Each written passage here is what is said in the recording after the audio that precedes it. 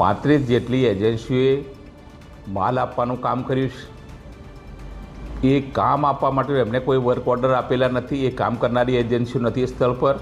અને એમાં મારા પણ 2 દીકરાઓ છે। મારા 2 દીકરાઓ 35 વર્ષથી મટીરિયલ સપ્લાયનું કામ કરે છે। એ આ પહેલી વાર કામ કરતા નથી, એ માત્ર મટીરિયલ સપ્લાય કરવાનું કામ કરે છે।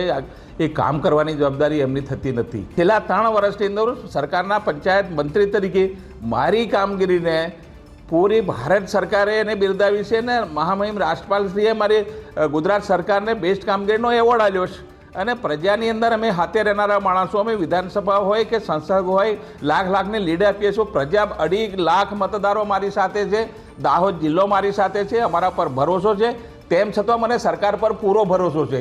સરકારને મેં કીધું તમે તપાસ કરાવી લો, તપાસની અંદર જે કંઈ તપાસની અંદર તથ્યો આવશે એ બહાર આવશે ત્યારે અમે ગુનેગાર સાબિત થઈએ। હાલ એ જ્યુડિશિયલ મેટર છે, એની અંદર જે સરકાર અને કોર્ટ નિર્ણય કરશે એટલે કોર્ટના આદેશ આપવા ને એના પર પાછળ નિર્ણય આવશે।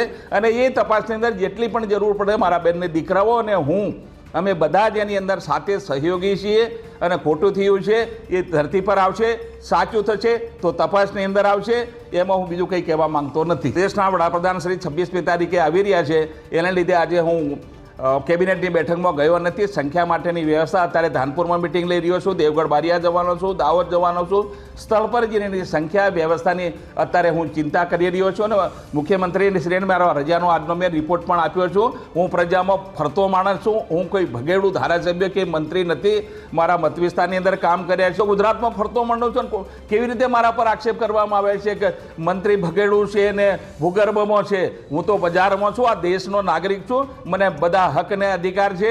અને તપાસ એ તપાસનો વિષય છે। અમારી તમામ માહિતીથી અપડેટ રહેવા માટે જોડાયેલા રહો S9 ન્યૂઝ સાથે।